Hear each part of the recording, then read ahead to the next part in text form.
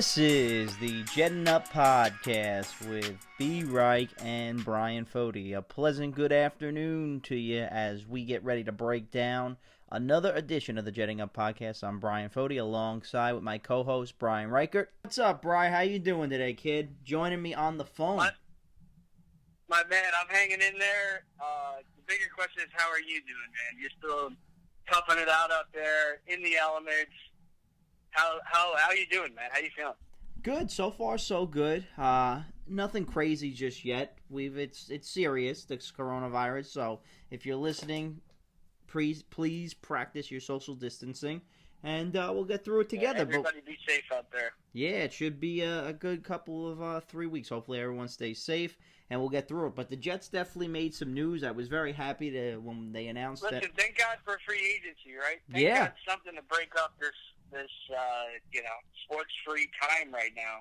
Thank God a little Jet news, and the Jets pretty active, folks. Yeah, very active in the second wave of free agency, and we've got a big show planned for you, and we'll get right into it with some of the moves. You just stole my thunder. I was just going to say, thank God for NFL free agency. We got our first gift, everybody. Tom Brady is gone. Unfortunately, we can't celebrate it like the way. Your biggest free agent news of the year. Oh, what a! I mean, it feels like. Gotta give you credit. You've been calling it since day one. I texted you right away. The Wicked Witch is gone. He's finally done, folks. He's out of the AFC East.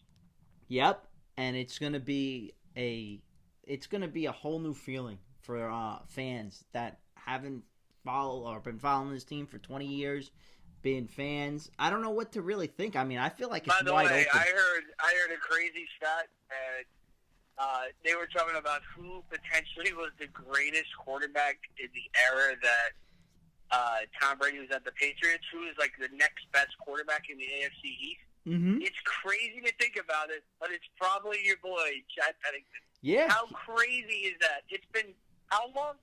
A long time, since 2000. I think Chad's last year. He's the only other quarterback in the Brady era to win a division. If you think about it, he won with the Jets in 2002 and then 2008 in Miami. He's the only other quarterback to win a division in that time period. And the 1 year Brady missed, and the 1 year he was on our Jets. So that's something to think about. The Patriots have won the division, from 2001 to 2019. Every year, I don't know what it is, 16 of 18 or 16 and 17 and 19, whatever it was. They only didn't win in 2002 and 2008. But it's over now. It's over now. He's gone, Bryan. I know, and that's gone. The Jets are doing their thing in free agency. Joe Douglas putting his stamp on this roster, making moves early. Your boy Robbie Anderson, no longer on the roster. I wouldn't call him my boy. Well, we'll start with Robbie. A lot of Jet fans like this. Like I said, I was always. The Robbie A love is something that is deep in Jet fans. I cannot believe how crazy these Jet fans have been over this Robbie Anderson fiasco over the past couple of days, man. That they have some love for this guy like I can't believe. I respect it. It's like a cult. I can't believe it. Well, we know you don't like Robbie, but basically, what'd you think of him going after your guy Boomer? Boomer said 4-year, $40 million deal. Robbie A says no way that was ever offered. Yeah, I don't know. Well, it's a he said, she said. So Boomer says he's got his sources. I don't know. I'm going to believe Boomer on that one. I don't give Robbie the benefit of the doubt there. I was never really a huge Robbie Anderson fan off the field. You know, he kind of rubbed me the wrong way in a lot of ways. But well, you got to like Joe D responded pretty instantly with the signing of Perryman from the Tampa Bay Bucks. Guy who came on real late from the, kind of that third wide receiver in Tampa Bay, but really flourished those last couple games with your guy Jameis, and now he's a Jet on a 1-year deal. What do you think of that move? Yeah, I thought, let me just first finish up on Robbie. I was never really a huge fan of him. If they were going to give him $10 million or for 2 years or whatever they were going to do, I would have had him back. But like I said, he's expendable. There's a lot of receivers, and especially we've talked about it here on this show with the NFL draft upcoming. I think you'll definitely see the Jets take a receiver sometime in the draft. And like I said, he was never a true number one receiver. So he goes to Carolina with his old coach, Matt Rule, gets $12 million his first year, 2 for $20 million. I don't think he wanted a long-term deal, or maybe he wanted to go to free agency again because his market really was slowly developed. Didn't sign until I believe it was Tuesday that the news broke that Robbie was leaving. And for me, And Bashard Perryman, it's a good move.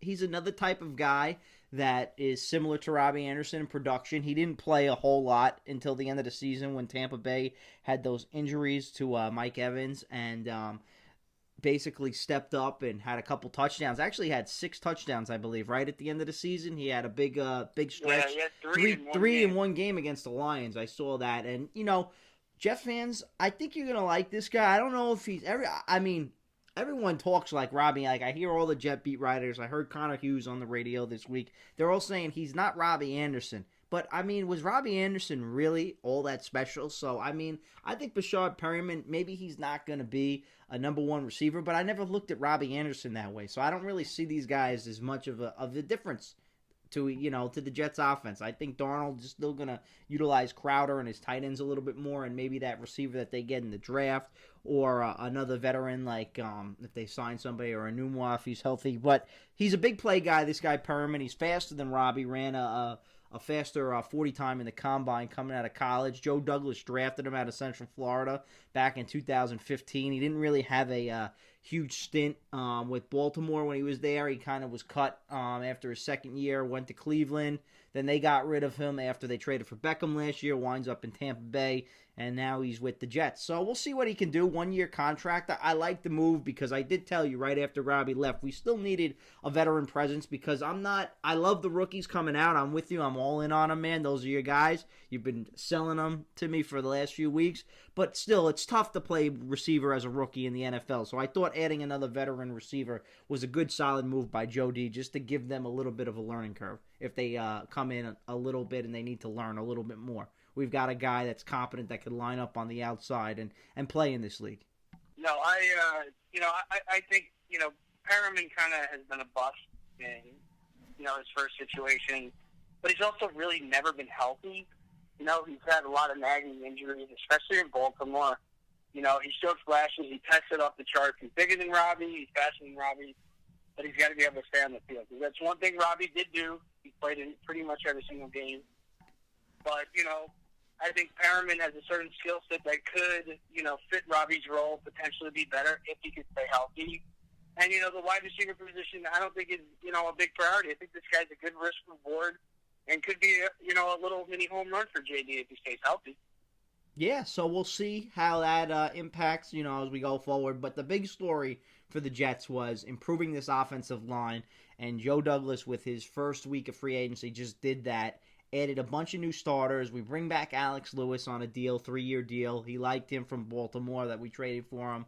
First, we'll break that one down. What'd you think of bringing back Alex Lewis, Bryan? Yeah, when they picked him up, I thought it was one of Douglas's better moves. So I kind of think it's almost, JD kind of doubling down on a guy that I thought was productive in a tough situation. But I thought he did a good job. He tested. He had the highest grade out of all the linemen, even though, that's not saying much. But, I thought he deserved the deal. I thought he was a nice piece to bring back. Wasn't too expensive. And, I kind of think it fills a nice left guard spot. And I see him kind of fitting well with, their really big signing of McGovern. I think that was a home run signing. Yeah, and you mentioned Connor McGovern. The Jets agreed. It was a 3-year deal for $27 million, $18 million in guaranteed, according to Tom Pelissero. They signed him. That was a center that we really needed. Tell us about this guy. All you hear about from him in Denver is that he never gets a penalty. He's always reliable. He's been in the starting lineup. Last year he started all the games. He's durable. He's not like a flashy Pro Bowl type player, but he's a good, solid pro.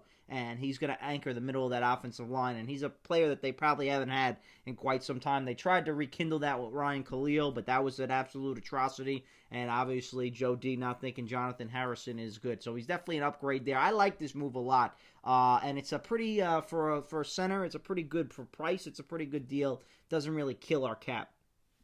Yeah, that's my favorite part of the deal is, especially when, if you go back a year ago, we were talking about this and, going after the guy Paradis, who ended up going elsewhere, and we missed out on, Morse that went to Buffalo, and we, like you said, we took a swing and we really missed with Khalil.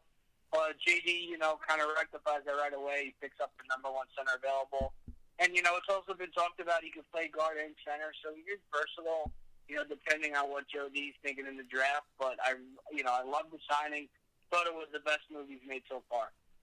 Yeah, I really like this move too. And then another questionable move is one that a lot of fans are going to talk about. It was their first free agent signing. They come to terms. They give this guy a lot of money. It's really like a one-year deal, but they paid George Fant from Seattle, who was their swing tackle last year. He's going to be penciled in as the left tackle right now, but I think he's more going to be a right tackle after the draft. But they give him a 3-year deal that has an opt-out after 1 year, includes $13.7 million in guaranteed money, $30 million deal for George Fant. I'm a believer in this guy. I know we kind of differ opinions on that, so let me get your take first, and then I'll go into my take on him. Well, I know you're definitely higher on him than me. I think my favorite part of the guy is that he averaged 13 and 8 his senior year at Western Kentucky basketball. I kind of, really respect that. Pretty solid numbers. But as an NFL player, he's a project, man. He's a great athlete. He's a journeyman. And, I think he could be versatile, but I also think they gave him a lot of money. And the move kind of happened, right after they kind of missed out on Conklin, who we love. But I guess the number was too high for JD. But, essentially it's a 1-year, $9 million deal, and we'll see if the guy can play. He's definitely penciled in as a starter, and right now he's, the starting left tackle. We'll have to see, Bryan. I know you like him more than me. Yeah, everything you hear about this guy, he's very athletic. Like you said, he played basketball at Western Kentucky. Started a couple big games for Seattle down the stretch and in the playoffs last year. Did a good job against Nick Bosa. Also did a really good job against Baltimore when they played in the regular season. So, but Seattle had a tough ranked offensive line. But going back when this guy came out into the league, he was supposed to be their starting left tackle, but then he gets hurt, gets plagued by injuries. They have to make a trade. And then basically he was really relegated to the bench, and kind of because of his athleticism, they really moved him around. He played some tight end for them. He played like that sixth tackle. And they kind of like used him as like a swingman in all different positions. So he never really, after he was on track to start, when he had his opportunity, he played okay in his first, played pretty well. He was a project coming along, but they were really going to give him the opportunity 2 years ago. But then he gets hurt and really never really recovered from that. So when he's been in there, he's shown flashes of being okay. He's, people say he's got a little bit to work, but the Jets love his athleticism, and I think with Gase in that zone system, he wants athletic linemen, and that's a lot of the talk that you hear about the old linemen that the Jets signed. They're all pretty like athletic where they can move. So with that zone blocking scheme that Adam Gase likes to run, so it kind of fits their scheme too. So I'm going to be positive with Fant. Hopefully it pans out, because if it doesn't, right now he's blocking Sam's blind side, so we need him really to play well. But I think you'll see a draft pick at number 11 go to that position, yeah. or if they want. Listen, I think Fant is a key piece for this free agency class, in my opinion. I think he's kind of the linchpin, because if he could pan out and be a guy that can not only contribute, but be like a solid starter there, who's not too old. That could be a really good find for JD, especially if that number is pretty reasonable, if he's productive. But, it's a big question mark for me. Yeah, so we'll see. I mean, like you said, it's like, and like I said, it's like a 1-year deal. If he stinks, they can cut him and go next year, and it also gives them flexibility if they don't want to take an offensive tackle at number 11, which I think they will. They can maybe take a receiver if they want, or however they want to play it, maybe an edge rusher. But it also gives them options, what they can do in the draft. So that was a nice move.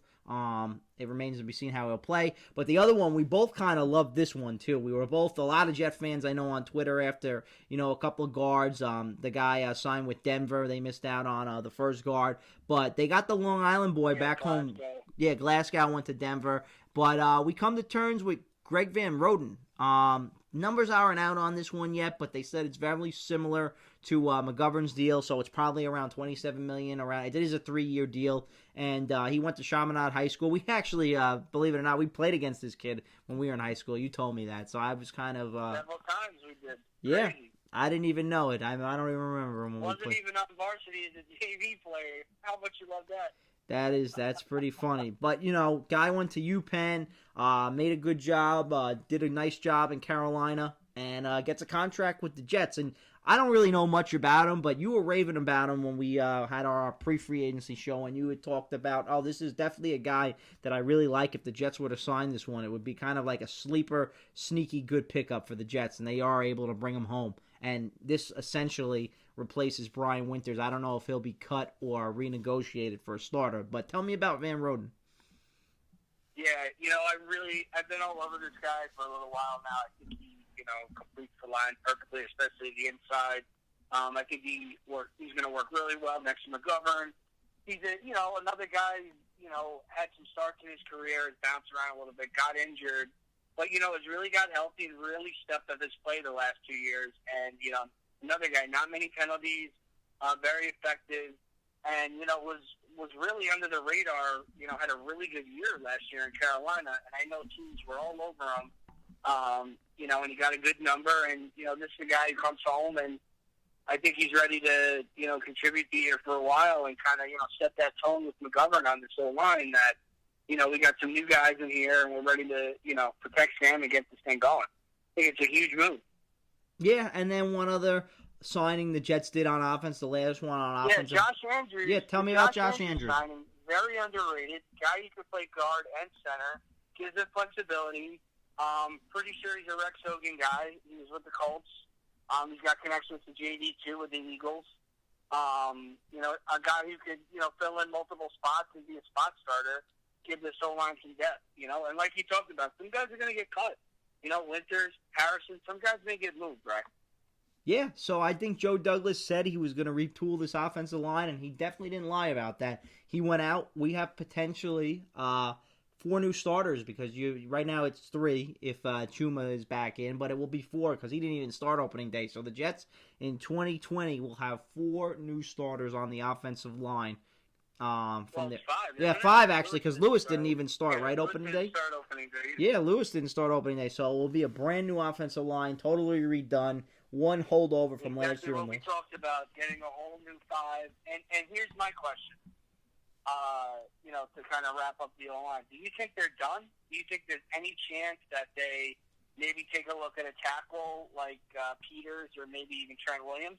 I mean, it's certainly a possibility. I think Peters more than Trent Williams for me personally. If I was the GM, if I was Joe Douglas running it, right now it seems like the Redskins really want to get a second-round pick for Trent. He hasn't played in a year. And for me, it's just too rich to give up a second-round draft pick when we have so many needs still. We need a couple more positions on this team to really round out the roster. And, he's 32 years old. For a 3, would you reconsider? I definitely think about it. I mean, the Jets probably would. They have 2 third-round picks, so I think that would be a thing on the table. But you got to find out what he wants for money because he's going to want a new contract. Again, he's going to be 32 years old come opening day. And, it's a lot of resources to commit where, you have a pretty good 4 offensive tackle prospects that are young, controllable, and will be on your team for a decade if they're good and they pan out. So that's something that, the Jets will certainly look into. Jason Peters is definitely a guy that's older, has the Joe Douglas connection from Philadelphia, a veteran. He'd be an instant starter, but he's a 1-year holder. So it really depends on where he wants to go and how he wants to build the roster. So there's definitely a possibility they could look into it, but I think they're probably going to go look to the draft to address those positions. Yeah, I agree. I think they actually stay put, and I think they just focus their resources now at 11, in my opinion, fixing that left tackle spot. Yeah. And on defense, the Jets made a bunch of moves, too, that I really liked. He brought back a lot of key pieces. The first one, we were talking about this all offseason, all of last year. We wanted it done before free agency, but on the 3rd or 4th day, we bring back our nickelback, Bryan Poole. What'd you think about that? I thought it was a must add for the Jets this year. That I didn't want to lose him.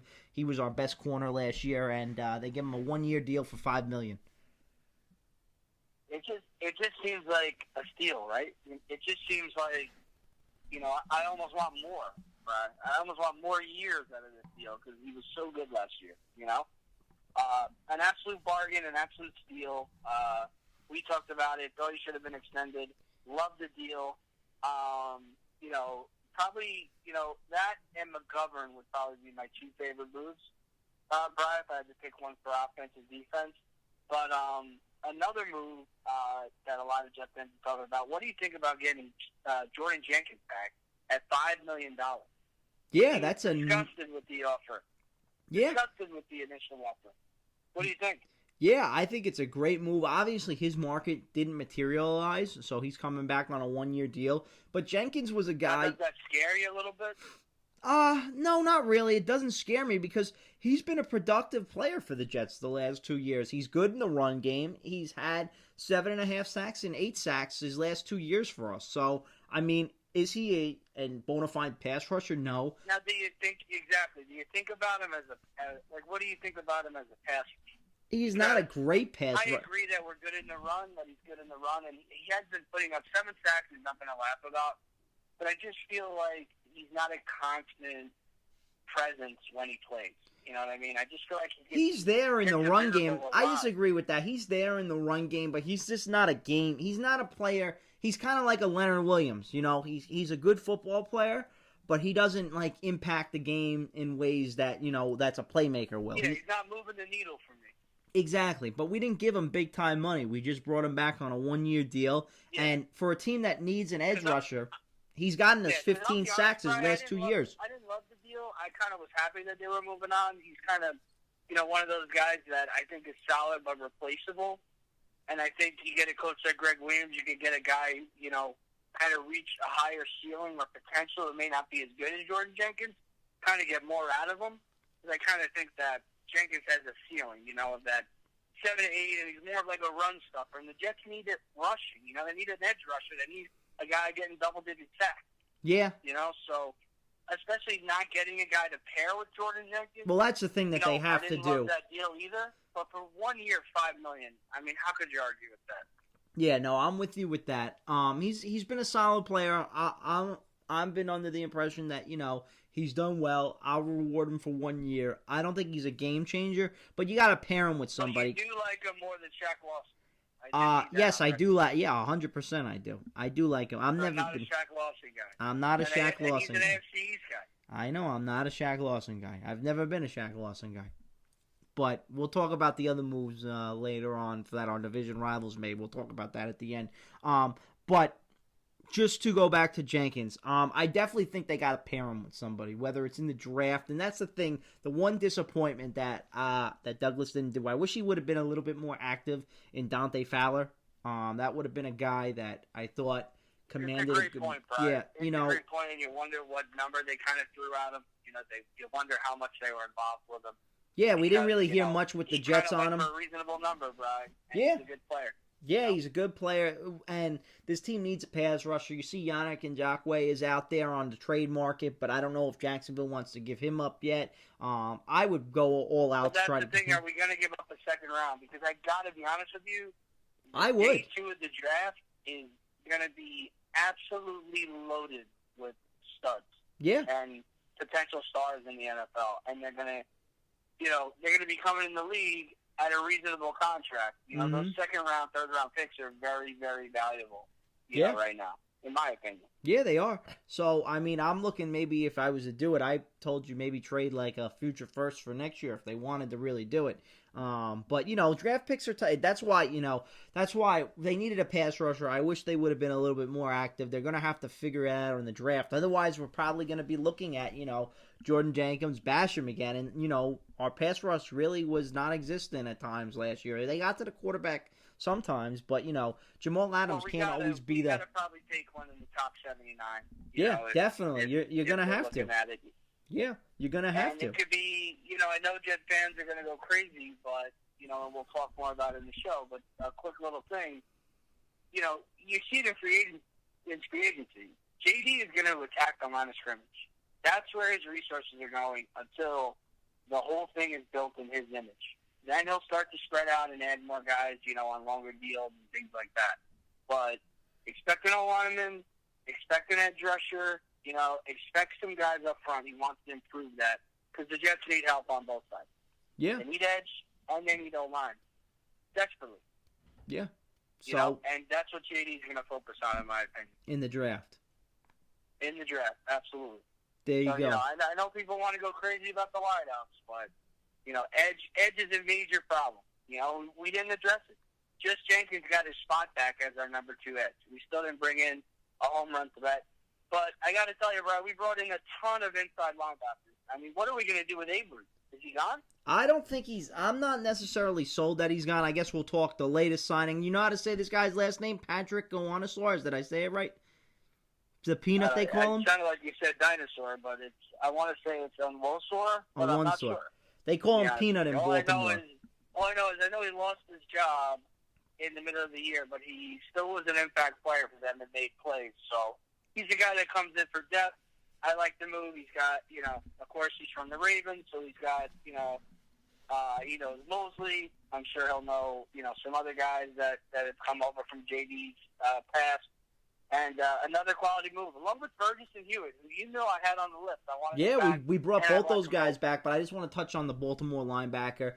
Greg Williams always likes to take linebackers and kind of mold them. If you remember Anthony Barr, they were going to use him as kind of like a linebacker pass rusher. So I wonder if this is it, because they say this guy is a very good blitzing linebacker. So I wonder if they kind of use him as maybe a situational pass rusher, something along the lines, and Greg kind of like tries to change positions and coach him up. He still managed to have 3 or 4 sacks, I think, last year, which was his career. Yeah, and from an inside position in a 3-4 defense, that's not really, they don't get a ton of sacks. So maybe he sees something there and he could use him in his defense. So maybe this guy could be he's a depth player, but maybe he could be like a situational pass rusher, kind of like, I'll throw a name out there, like Aaron Maben was for the Jets when Rex Ryan was playing. He had a couple sacks back, I think, in the 2011 season. They brought him in for a year and was a good player off the bench for Gang Green. He's probably like our sack leader in the past 10 years. Yeah, I think he got like 6 or 7 that year. It was pretty wild. Yeah, so that was the linebacker moves for the Jets. We mentioned they brought back Hewitt and Burgess, who we both loved, on one-year deals. But another big move we addressed in the secondary, we talked about Bryan Poole earlier, but we also got another outside starting cornerback, and we got Pierre Desir from Indianapolis, who was cut Saturday. The Jets quickly picked him up and signed him Sunday. Tell me about this guy, kid. What do you think about him? Yeah, the Jets were all over him. They called him the second he got cut. Again, has ties to, Jets management. A guy who I think could be a real big bounce-back candidate. Kind of struggled last year, despite, having his career high in interceptions. Struggled a little bit, but was also banged up. Kind of fought through an injury, all season, and it kind of hurt his numbers a little bit. But a guy who could come in right away and compete for that starting outside spot. Like I said, a big bounce-back candidate and a guy I like. What were your thoughts on him? Yeah, another good move. I mean, this is a starting caliber player. Like you said, he battled through injuries last year, but you look back to that 2018 playoffs where he was matched up one-on-one with DeAndre Hopkins. He did a really nice job in the Colts win against Houston. Absolutely. So that's a big plus. They bring back Arthur Millette, another guy on a one-year deal who played well last year. I kind of like that signing. He was pretty sneaky good in Greg Williams' system. Yeah, a couple of double downs with JD moves with Bennett, Jackson, and Millette. Bring some special teams and some depth to the corner, which is nice. Yep, and then the last move that they brought in, don't know much about him, Marquis Christian from the Rams. Obviously, he was coached under Greg Williams when he was out there in Los Angeles a couple of years ago as their third safety. I believe he was there for his rookie season, I think. Yeah, and this guy's been on the field. He's made some plays when he's been on the field as a backup, so I don't think it's a bad depth move. We needed a guy kind of special teams to replace Rontez Miles, and I think that this gives them that, and they can give May and Adams. They're probably not going to come off the field often, but, if you're going to play any 3 safety looks, this guy fits in, maybe can make plays late in the game if they have a lead, hopefully when we have leads. Yeah, I mean, Christian's a guy who a lot of people like. You said kind of like that third hybrid safety that you could throw on the field. And passing downs, pretty athletic. Also a really good guy on special teams. So, you've seen a couple guys that also can, play some special teams that JD's kind of bringing in toward the back end of the roster to kind of lift it up a little bit. But another nice move that I like. I think he's made some quality moves. The Poole move is great. This year could be big. But, the rest kind of just building some depth and some quality for the defense. Yeah, so those were all the moves the Jets got. We've highlighted them all. Do you see them doing anything else left in free agency before the NFL draft or after the NFL draft, maybe pass rusher. Jadeveon Clowney's still out there. Do you see them making any moves for any of these guys? Logan Ryan is another corner that I like to maybe see them go after, or you think they're done?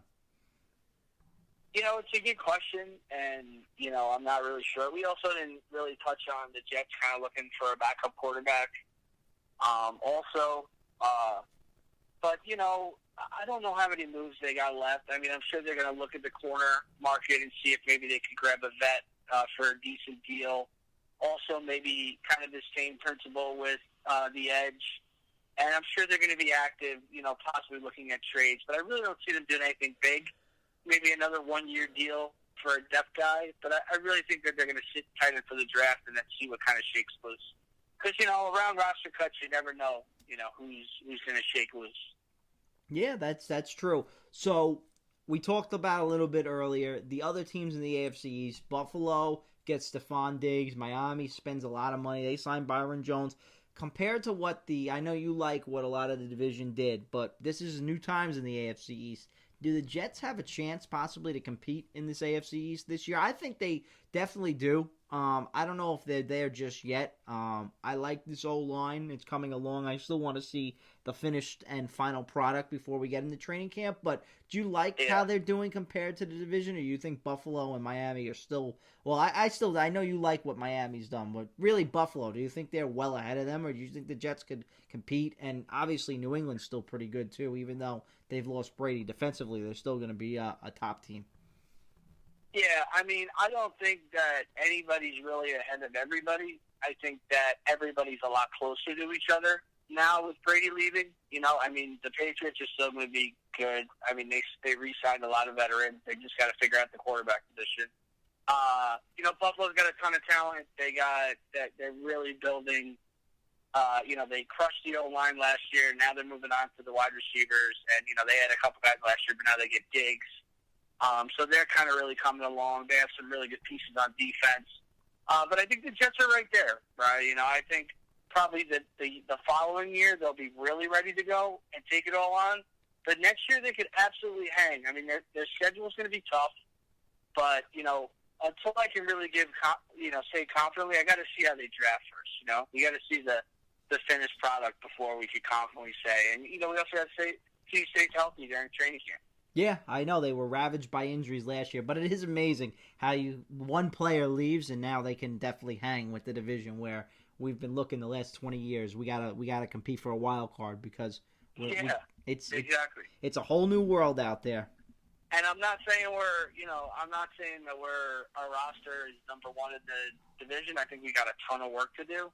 But I also think that no one's really, amazing in this division. I think it's very wide open. There you go. All right. It's now time for my favorite part of the show.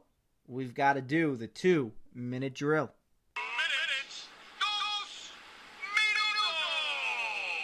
All right, Bryan, I'm going to go first today. First question.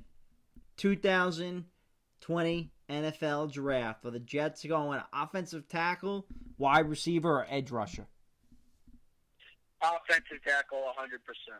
There you go. Will the Jets sign any big-time edge rushers or make a trade before the start of the 2020 regular season? Unfortunately, I'm leaning towards no. Okay, then. Last question for you. Over or under right now, the wins for the New York Jets at 2020? I'll put it at 8. Wow, that's a great number. Part of me wants to say they're going to go 7-9, but I want to go push. How about that? Lame as that is to say. I Push, think he says. All right, I like it. Push. All right, what do you got for me, buddy? All right. Clowney's agent calls you up and says 1 year for $15 million for next season. Are you pulling the trigger? 100%. Sign him up. And on Clowney, addressing the edge position, I like the move, but I like the guts. Another situation, Jags call and say you can have Yannick for 2 second-round picks, one this year and next year, second-round pick. Would you pull it? That's a tough one. I'm saying yes, though. I'm pulling the trigger. That guy's good. I'm All locking right. him up. I'm doing that too. All right, he's trading out two twos for Yannick and giving them the extension. I like it. We're up at 11. All 4 offensive tackles are gone. What does JD do? What does JD do? I think it should be a wide receiver, but a lot of me, since I've been watching tape, I like this kid from LSU. I've been watching his highlights. Kalavon Chason. Did I say that right? Kalavon? Is that how you say his first name? Beautifully said. Beautifully said. I've been watching this kid's highlight. I thought it was going to be wide receiver. I think that's the pick if all 4 offensive tackles are gone. I think he's going to be a very good pass rusher. He's so scary because he is everywhere on tape, literally everywhere. He lives in the backfield. He's super aggressive. He's tough. He's loved at LSU. It's just crazy. The edge is such a risky spot there, but I think he's probably 5th on their board, in my opinion. I think it's the 4 tackles and then him. I think JD is all about the edge, Bryan. Yeah, I So think you could be right. I think they Maybe take go him. chase him. I would take the receiver at Judy, but he's just coming up. He looks like a playmaker. You know, you just watch his film and you just say like that guy He's can a make plays. potential 10-sack guy. Exactly, and that's something that we have haven't had. So that's a pick that I would be willing to pull the trigger. We got to get something. We got to get some pass rush in this backfield in this defense because God knows we haven't had it. We're gonna have to draft one of those guys in the spots we were talking about. But my final question for you. I know it's early, but I want your opinion. What's your grade for Joe Douglas so far in free agency this year? What are you giving him? I'm giving him a solid B. He hasn't done anything splashy. He hasn't done anything stupid. He's made some good moves. He hasn't really done anything where it's going to be boom or bust. A lot of close, short-term deals that gives us cap flexibility. They said he was going to be active in the second wave. We didn't really get a big-time playmaker that makes this look great in March, but maybe we're losing like last year in the beginning of the season. But right now, a solid B. It's all going to depend, though, on his draft, and that's where he's going to make his money. The Jets gave him a 6-year contract, and it's all going to be about the draft. And like you said, if we kill it this draft and kill it next draft, the sky is the limit for this team with Tom Brady gone. Absolutely. I love the answer. That is our 2-minute drill. Bri, I thought the show was great today, and I need you to stay healthy, my man. I will. Thanks, Bryan. Keep the social distancing as much as you can. Be safe out there. Wear those gloves. Rock that mask. And just stay safe. All right, my man? All right, I will. And for all you guys, again, you can always hit us up on our social media. Like us on Twitter. Follow us on Twitter. Like us on Instagram. Give us a subscription on YouTube. We'll be back in the coming weeks. Give us a follow. We need a follow back. And we need some subscriptions. We need some help, people. Let's go. I know. We do need the help on YouTube. We do need our YouTube channel to get some subscribers. So hit us up on that. We've got the draft coming up. My man Roger Goodell showing his boss power, saying the draft is happening. I don't care what's going on in the world. I love that. So we'll have a lot to talk about. Flexing all over the draft. Yep. So we'll be all over the draft in the coming weeks. We'll do first round, second round previews. We'll talk about the prospects more in depth. And we'll have some fun as we get ready for the NFL draft on the 23rd. But until the next time, I'm Bryan Foti, my boy Brian Reichert. We'll talk to you real soon. And always, Jeff fans, remember to jet up.